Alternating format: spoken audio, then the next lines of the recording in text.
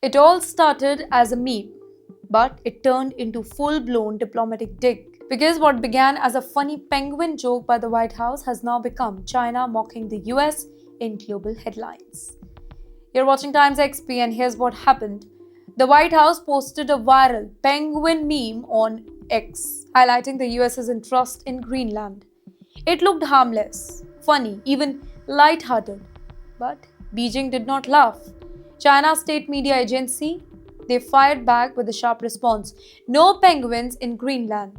Stop the joke. Focus on real politics. But you know why China is so mad?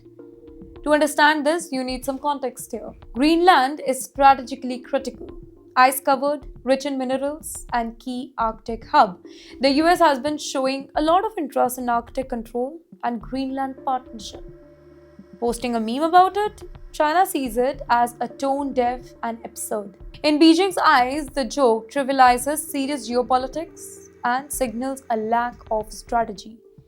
Well, this meme has now become a message. By turning the penguin joke into a rebook, China is sending a clear signal. Washington's Arctic ambitions are being watched. Public gags, they don't hide serious strategy. US must tread carefully in the Arctic region now. And this is how a meme has gone from funny internet content to international political statement. But yes, there is a bigger story, and that is US-China Arctic tension. It's not just about a penguin.